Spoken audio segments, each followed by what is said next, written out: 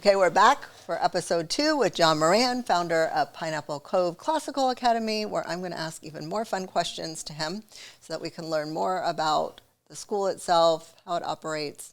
And my first question is, I feel like as a parent myself, and I just never really understood what a charter school was, how it's different, and we've talked a little bit about that in the last episode. But what do you think is important for parents to know? Like if they're thinking of, well, maybe this would work for my child, maybe this is something I should consider. What do you think is important for, and they're used to public school maybe, or they had an older child who went through public school.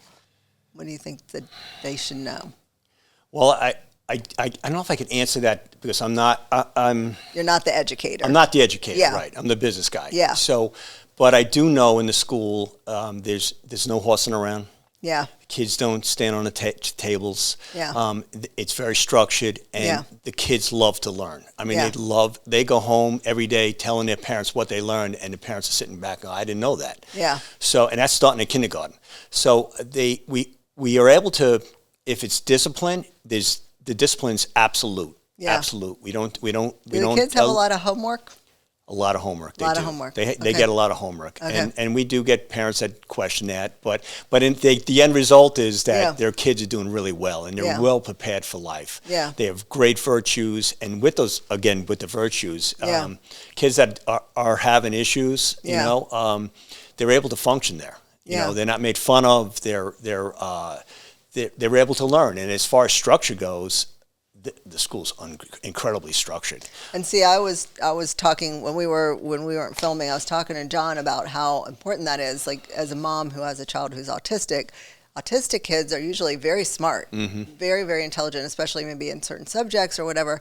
But they're very easily distracted by the shenanigans that are going on, and they also are very black and white, and they like the rules. These are the rules. Everyone follows the rules. People can't be doing whatever they want. Yes. And so when they're in a class and kids are doing whatever they want, it's distressing to a child who is autistic. Yes. And there are a lot of autistic kids, and I feel like this would be a very good place for them because they would go in, they would know, this is where I'm going, this is what the rules are, everybody follows the rules, you don't get to do whatever you want. Right. Everybody has the same assignment. Yes. Yeah. Well, then it's perfect school for them. Yeah. Yeah, it is. It is. I guess it depends on the degree of autism. Oh, right? yeah. I mean, somebody who's nonverbal or something like that, it's not going to work for them. But like when I think of, because my son, he's high functioning, you know, so he's very high functioning. We have plenty of kids like that. Yeah. Yeah. And I feel like, you know, there's a lot of kids who, they just need that. They want the black and white, and they don't understand when that's not being followed. And I also think kids in general probably function a little better. I mean, there are some people who really believe in the loosey-goosey. I wasn't that kind of mom. Yeah. So I wasn't a loosey-goosey kind of mom. We're all about that. So Yeah. we're very structured, teacher structured. If there's anything shenanigans in the classroom, in a public school, they leave the kid in the school and have the teacher deal with it. And then you have all the other kids starting to fall in and horsing around. In our school, that child's taken out, brought up to the principal's office immediately. And he's sitting there writing the Constitution. Yeah. So it's no messing around. And when we first opened up, which we don't do that often, we would have a parent sign a waiver saying that if the child disrupts 3 times, that the parent needs to come in and sit with the child in the classroom the whole day. I love that. Okay, so that cleans up the whole school pretty much. Because if your daughter's messing around and your mom is sitting there, and we had a mom come in, put a bathrobe over her clothes and put curlers in her hair, and embarrassed the heck out of her daughter, went to lunch with her, went out to the gym with her and the playground with her. It never happened again. Yeah. And all those kids in that school saw that. Yeah. And they said, I don't want my father or mother sitting next to me. We had another little fella who's, I think, a 3rd grader. Yeah. Dad was told he needs to come in. Yeah. And he's like, no, I'm not doing it. Well, you signed the paperwork. He comes in all huffy, sits in the classroom for an hour, walks out. He walks up to my principal and says, Miss Wheeler, you'll never have another problem with my son again with the type of education that's going on in that classroom. Yeah. He was blown away by it. Yeah. So that's what it is. We teach the kids really good values. Yeah. And we had one fella that I'm not going to name him, but he had autism. He was in our school. Yeah. And he was in high school, and that's where usually the problems happen, right? Yeah. Well, he had an episode in the hallway, Yeah. and we had 3 or 4 girls come up to him, calmed him down, Yeah. walked him to his classroom, treated him beautifully. It's incredible. That's nice. A no bullying thing. That's what happens in our school. We have kids that they're just good kids. They're good kids, but they're trained, and the parents work with us, and so we have a really great community. I think it's so important. I don't know. As somebody whose kids went to public school, and then I struggled and had to I pulled both my kids out of public school because they were smart kids, and they got bullied, and it wasn't good. Yeah. And they're both, in college now, but I think it's a good thing. So what do you think your long-term goal is with this school? Because I feel like there's a need for it, because public schools are just really difficult, for a lot of people.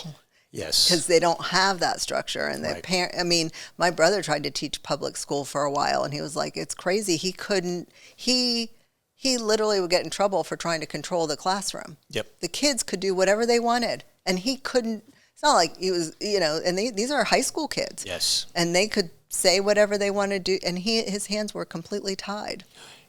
The teachers that leave public school are on their last legs. And they come to our school, and they said, if this doesn't work, I'm getting out of teaching. Yeah. Because I can't deal with it any longer. Yeah. Well, they stay.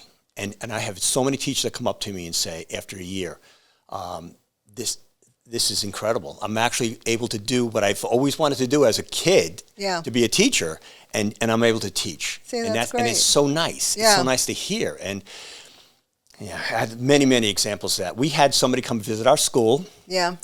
A very important official from the county come in, and our second grade class stood up and recited this beautiful poem that the kids in high school probably would recite. Yeah. And he said, "Kiss your brains," if it was over. And the one little boy stands up and says, "We did that in VBK." And he didn't know what to say. Yeah. Yeah. So then I had the teacher, which was only with us a year and a half, started telling him how I used to work at public school for 8 years. Yeah. And and I'm here a year and a half, and I've never felt more at home and able to teach. And that person just stood there and listened. And that's amazing. What can you say? What can you say? So that's what goes on in the school.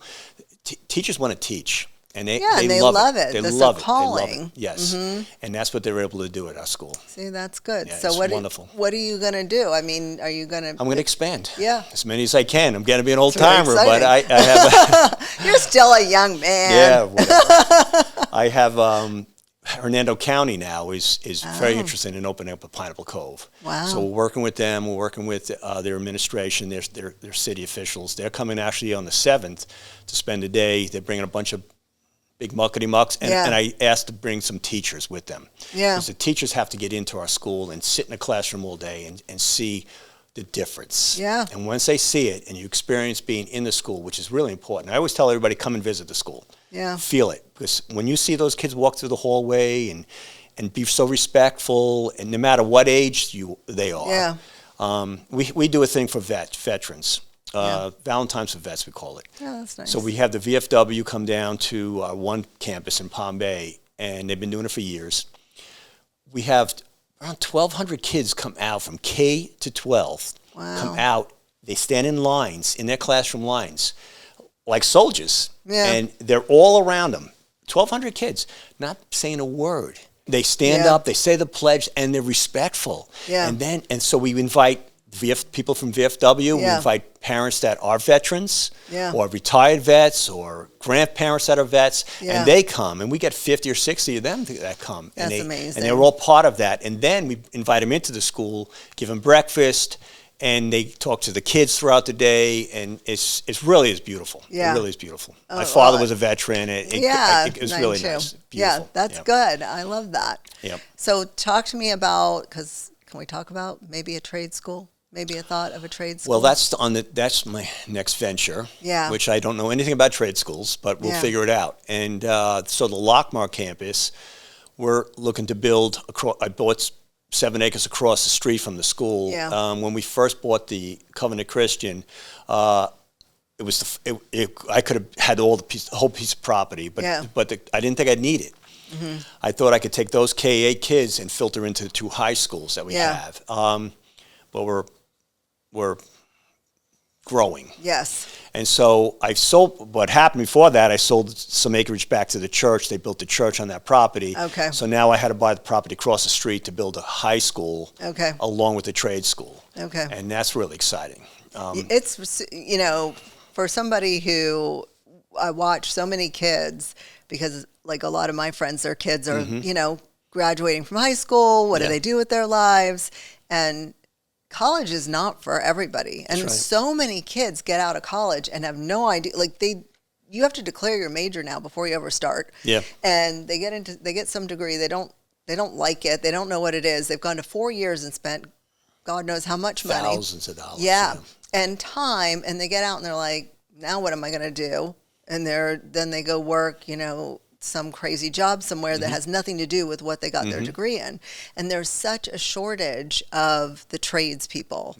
There's such a shortage. There's such a need. And there is no trade school here. I had a really good friend, and her son wanted to be a welder, and he had to move over to Tampa to go to a welding school. That's right. So we're gonna do that. We're gonna open up a welding school. Soldering, I heard, is big. Yeah. HVAC, electrical, plumbing, all the typical trades. Yeah. And as we build these schools, I'm getting to know these different companies that are working at the schools, and I mention it to them, and they're so excited by it. So there's a shortage of there's a shortage of tradespeople, and I feel like, you know, in our area especially, we're growing. Yes. Like Brevard County is growing. Yes. And there's all these people needed to not just build new homes, but like service all these old homes. Like you need electrical work, plumbing work. Try and find somebody to come out. That's right. And it's a great career for people. A great career. I mean, I look at our kids. Our kids are so efficient at math and reading. Yeah. Oh, by the way, I forgot to tell you. Yeah. Our kids learn how to write. Not only do they write, they print, but they learn script starting at kindergarten. So that's another thing. Yeah. So our kids are well prepared for that. Yeah. But they might not want to go to college. Yeah. But they can open up their own business one day if they take a trade and then say, oh, I can read contracts. I can write a contract. I can do things like that. So not only our kids, but the kids in the community that can come in. I hope you do this. I'm doing it. Okay. There's no doubt in my mind. Okay.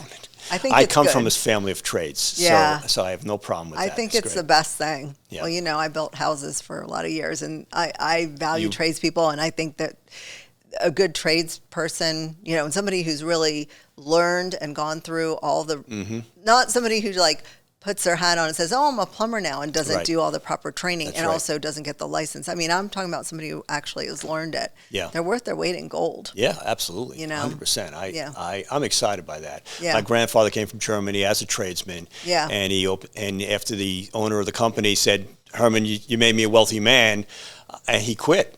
And he opened up his own bakery. And then he retired when he was 50. So that was incredible. So yes, you can make a lot of money and you can do well for yourself. And it's not easy owning your own business, but if you're prepared for it, you know, it's fun. Yeah. I enjoy it. I think love it. So I think that you need to do that.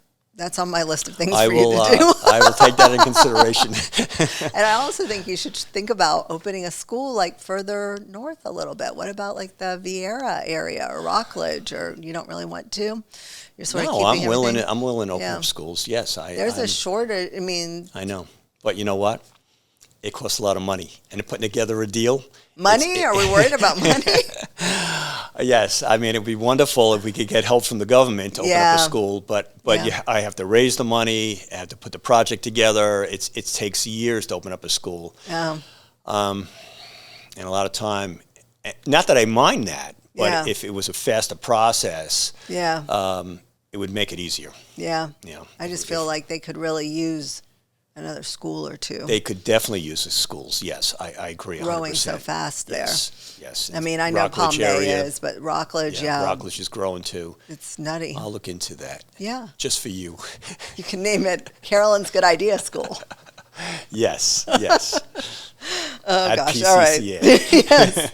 All right. I think that's it. Did you have anything else you want the peoples to know that I missed? The peoples to know? Yeah. I think we got it all. Okay. All right. Well, I'm I'm glad you came. I didn't understand about these schools. I so honestly. appreciate being here. Yeah, I know. John loves being on the podcast, but I appreciate it. That's so good. Anyway, it is good. Yeah, if you have any questions, Pineapple Cove Classical Academy. We'll put the information in the caption, so make sure you look, or you can message me and I will hook you up so you can get a hold of them, tour the school, take a look, and I think you'll be impressed. So yeah, so we'll see you next time. Cheers. Thank you.